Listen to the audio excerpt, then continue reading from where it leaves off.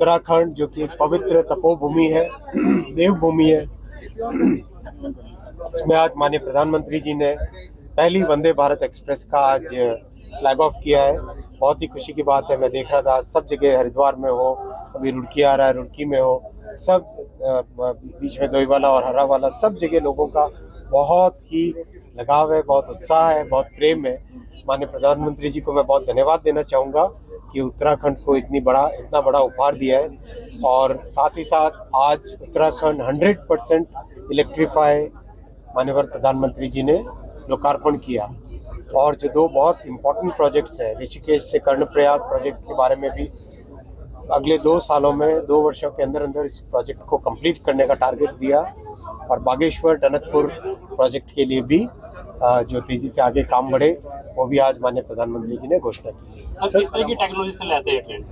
इस ट्रेन में बहुत सारी अच्छी अच्छी टेक्नोलॉजीज है। इसका एक्सेलरेशन देखो, दुनिया की जो वर्ल्ड क्लास ट्रेन्स मानी जाती हैं उनमें 0 to 100 kmph 55 सेकेंड्स या 60 सेकेंड्स में होता है। वंदे भारत ट्रेन 0 to 100 पहुंचती है 52 सेकेंड्स में।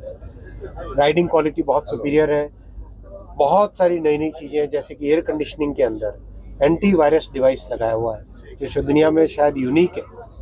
एंटी वायरस डिवाइस के कारण जितनी भी एयर कंडीशनर के थ्रू पास होती है, साइकिल होती है, उसमें सारे वायरसेस को फिनिश कर दिया जाता है। तो बहुत ही हाइजीनिक तरीके से अच्छी टॉयलेट्स, अच्छी वर्ल्ड क्लास सीट्स, अच्छा ट्रैवलिंग कंफर्ट, सब चीज़ों का ध्यान में रखा गया है। साथ ही साथ अभी ट्रैक्स को भी देश भर में अपग्रेड किया जा रहा है, पटरियों को अपग्रेड किया जा रहा है, जिससे कि और अच्छी स्पीड से चल सके, क्योंकि ट्रेन 180 की स्पीड के लिए डिज़ाइन की हुई है।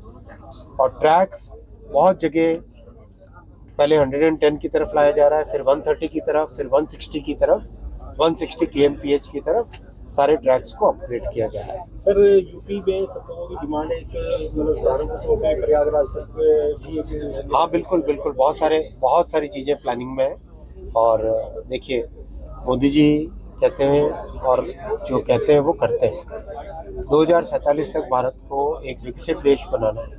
विकसित देश का जो रेलवे का नेटवर्क होता है, उस नेटवर्क में क्या क्या एलिमेंट्स होते हैं, उन सब के ऊपर तेजी से काम चल रहा है। जैसे वंदे मेट्रो पे काम चल रहा है, वंदे स्लीपर पे काम चल रहा है, हाइड्रोजन ट्रेन पे काम चल रहा है, कवच टेक्नोलॉजी को 5G पे लाने का काम चल रहा है।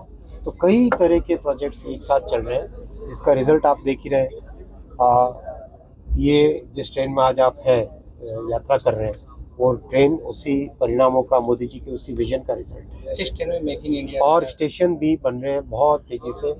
1275 स्टेशनों पे काम चल रहा है। आपने तो देखा, हाल ही में बिजनौर का डिज़ाइन देखा होगा आपने, धामपुर का डिज़ाइन देखा होगा, देवव्रंत का डिज़ाइन देखा होगा, अभी सहारनपुर का डिज़ाइन कंप्लीट हुआ है। बहुत अच्छे आधुनिक टेक्नोलॉजी के, आधुनिक सुविधाओं के साथ ऐसे डिज़ाइन जिसमें विरासत भी हो और विकास भी हो। जिस ट्रेन में मेक इन इंडिया का क्या? सभी कुछ मेक इन इंडिया है। ट्रेन का डिज़ाइन कंप्लीट इंडिया में बना।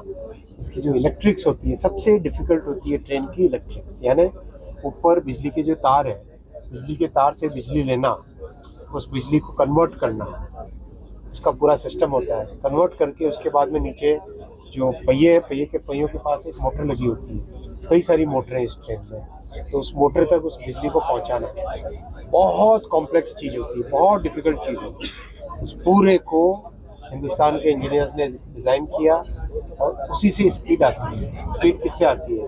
बेटर मोटर से आती है। अच्छा, इस समय जो है रेलवे परिवहन की बात करें और एक सड़क परिवहन की बात करें, तो क्या इस जगह में कंपटीशन मान सकते हैं? बिल्कुल नहीं। देखो, देश में 140 करोड़ जनसंख्या है।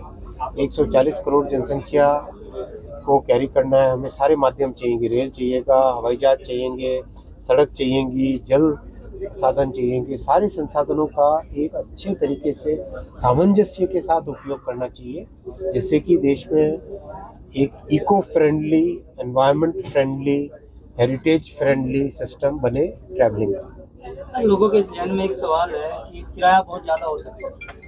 देखिए, आज भी हिंदुस्तान में ट्रेन्स का किराया वर्ल्ड में सबसे कम किरायों में से एक है। वर्ल्ड में, सारी दुनिया में। आप देखो, ट्रेन माध्यम है मिडिल क्लास का, और लोअर इनकम ग्रुप्स के लिए सबसे अच्छा माध्यम है।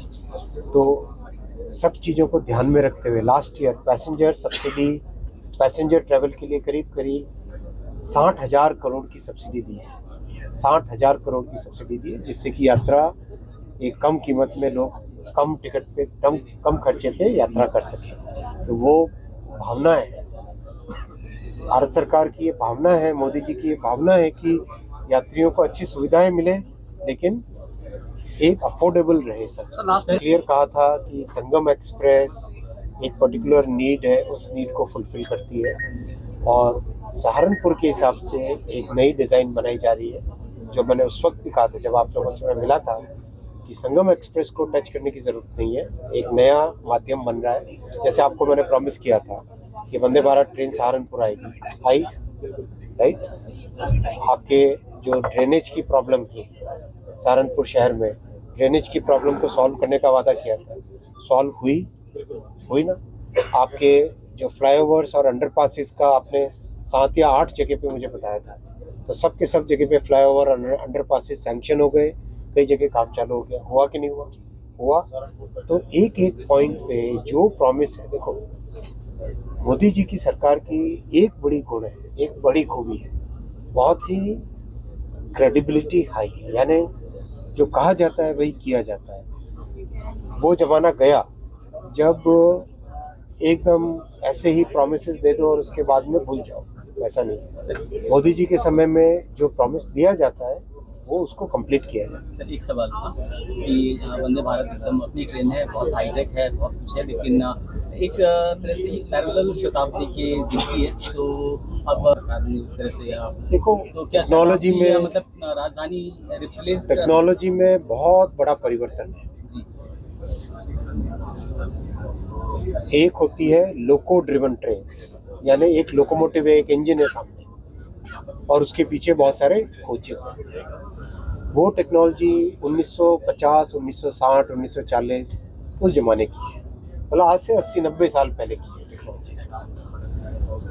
पूरी दुनिया शिफ्ट हुई डिस्ट्रीब्यूटेड पावर में। डिस्ट्रीब्यूटेड पावर का मतलब सामने एक इंजन नहीं है और हर एक कोच के अंदर, हर दूसरे कोच के अंदर, तीसरे कोच के अंदर नीचे मोटर लगी रहती है और ऊपर बिजली के तार से पावर दिया जाता है। इसमें क्या होता है कि ट्रेन में जो अधिक हॉर्स पावर चाहिए स्पीड के लिए, वो हॉर्स पावर इसी तरीके से दिया जा सकता है जब डिस्ट्रीब्यूटेड फॉर्म में हो। यानी एक जगह सारा अगर हॉर्स पावर करोगे तो वो बहुत मुश्किल होता है। जैसे वंदे भारत में करीब 12,000 हॉर्स पावर की टोटल रिक्वायरमेंट होती है 180 की स्पीड पे चलाने के लिए।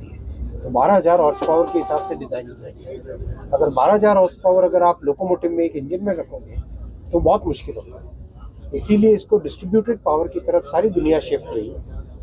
मोदी जी ने 2014 में आते ही सबसे पहले टेक्नोलॉजी में लेटेस्ट क्या है उस तरफ आगे बढ़ना चाहिए, वो उन्होंने निर्णय लिया। उस निर्णय के कारण ये डिस्ट्रीब्यूटेड ट्रेन्स बनने लगी।